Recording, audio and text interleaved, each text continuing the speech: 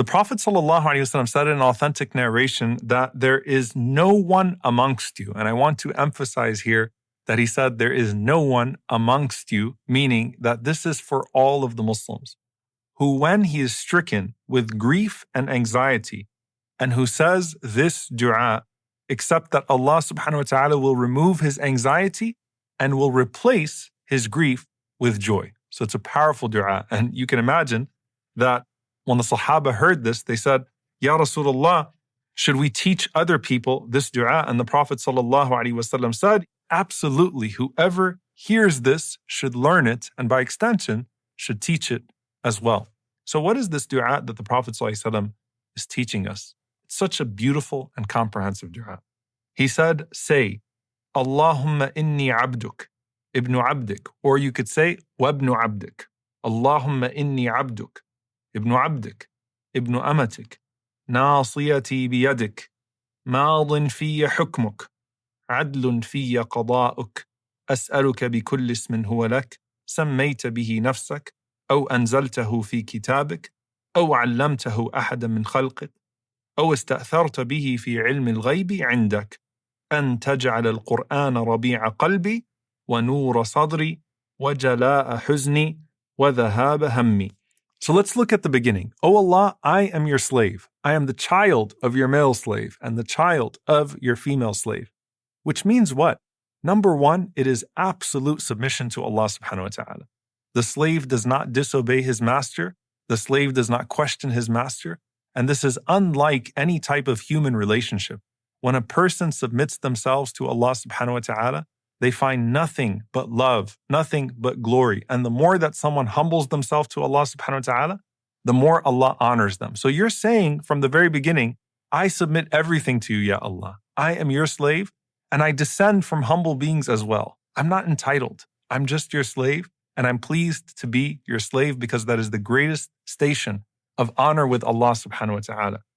And my forelock is in your hand. Now I want you to think about the image of someone who has their forehead in the hand of someone else.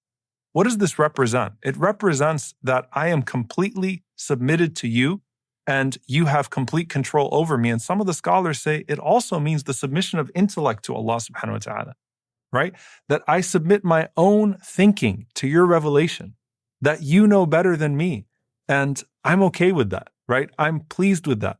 And I am content with your revelation even when I can't understand your revelation. So first and foremost, I submit myself intellectually to you.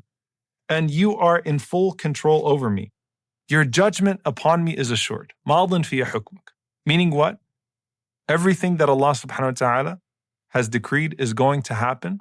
And I'm content with that as well. And on top of that, the expression, adlun fiyya qada'uk, that verily your decree concerning me is just. SubhanAllah, think about a person who turns to Allah subhanahu wa ta'ala and says, life has been unfair, you've been unfair. Why me? Why is this happening to me? Why is this happening to me? The difference between that person and someone who turns to Allah subhanahu wa ta'ala and says, I have no doubt that everything you have decreed for me is just, that you've never been unfair to me, O Allah. And you affirm that in your dua to Allah subhanahu wa ta'ala. Ma'adin fiyya hukmuk, adlun fiyya qada'uk. So all of this is praise of Allah subhanahu wa ta'ala and expressing your submission to Allah subhanahu wa ta'ala. And then you say, I ask you by every single name that you have named yourself with. One of the most blessed ways to have your dua answered is to call upon Allah subhanahu wa ta'ala with a specific name that fits your specific request. So if you're asking Allah subhanahu wa ta'ala for His mercy, you call upon Him as Al-Rahman. If you're asking Allah subhanahu wa ta'ala for His forgiveness, you call upon Him as Al-Ghafur. If you're asking Allah subhanahu wa ta'ala for His rizq, for His sustenance, you call upon Him as Al-Razzaq. But here, this is all encompassing. Every single name that you have, oh Allah, I am including it in this dua. The names that you have named yourself with, meaning the ones that I'm aware of, the ones that you have revealed in your book, the ones that you taught to any one of your creation, or the ones that are completely kept to your knowledge in the unseen. Now think about that for a moment.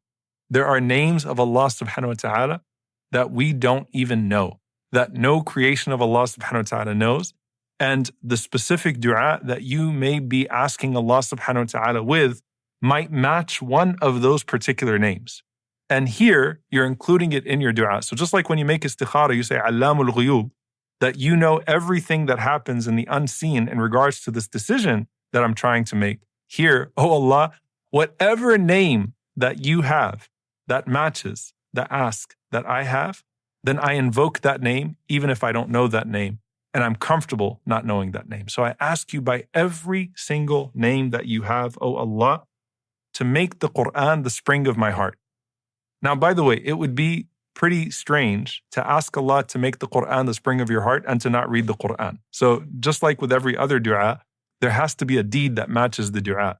So you're resorting to the Quran and you're asking Allah, make the Quran the spring of my heart. What does it mean to make the Quran the spring of your heart? The scholars mention that the spring of the heart means give it life once again. So if you think about dead land, nourish it, give it life once again. Let it spring once again after death. And then the second part of this, and to make it the light of my chest. Now, subhanAllah, what do crops need? They need the soil, they need nutrition, and they need light. And light clarifies, light alleviates, light relieves. So it's like, give me life after death. And indeed, some people, subhanAllah, they feel the death of their heart. Give me life in my heart after the death of my heart, or what I feel like is the death of my heart. And then give me light in my chest. Relieve the burdens. Give me clarity. وَجَلَاءَ حُزْنِي وَذَهَابَ هَمِّي. And let it be the banisher of my sadness, and let it be the reliever of my anxiety. SubhanAllah, you're asking Allah subhanahu wa ta'ala to place the Quran in a certain relationship with you to where it removes the impact of the past and the anxiety about the future. And indeed, the Quran is a cure. And here you're making dua to Allah subhanahu wa ta'ala for the Quran to assume its rightful place with you. So the Prophet ﷺ said, whoever says this dua, it will remove every single anxiety and it will replace every sadness, every form of grief with joy. In another narration, Abu Sa'id al-Khudri radiyallahu ta'ala anhu says that one day the Prophet ﷺ entered the masjid and he saw a man from the Ansar named Abu Umama radiyallahu ta'ala anhu. And he asked Abu Umama radiyallahu anhu, what's the matter? Why are you sitting in the masjid when it's not the time of salah? And he said, Ya Rasulullah, never-ending worries and never-ending debts. Never-ending worries and never-ending debts. And the Prophet ﷺ said, shall I not teach you words that if you say them, it would settle your debts and it would ease your worries? And he said, of course, Ya Rasulullah. The Prophet ﷺ said, say in the morning and in the evening, Allahumma inni a'udhu bika min al-hammi wal-hazan. Oh Allah, I seek refuge in you from al-ham wal-hazan, anxiety and grief. Ham is anxiety about what's to come. Hazan is grief over what has already passed. So, oh Allah, remove the trauma, remove the pain which paralyzes me because of something that has happened in the past, sorrow over something that's happened in the past, and the anxiety that doesn't allow me to act in regards to my future. Allahumma inni a'udhu bika min al-hammi wal-hazan wa a'udhu bika min al-ajzi wal-kasal. And I seek refuge in you from inability and laziness. Al-ajz is when you want to do something, but you can't do something. You're unable. So you have the willingness, but you don't have the ability.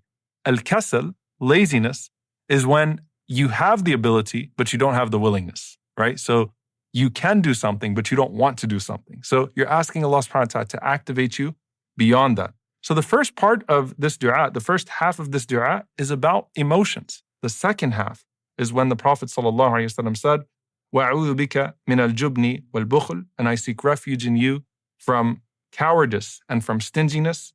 وَأَعُوذُ بِكَ مِنْ غَلَبَةِ الدَّيْنِ وَقَهْرِ الرِّجَالِ. And I seek refuge in you from being overcome by debt and from being overpowered by men. So you'll see once again in the same dua, the Prophet ﷺ teaching us how to remove pain and how to remove the effect of pain, the tangible and the intangible.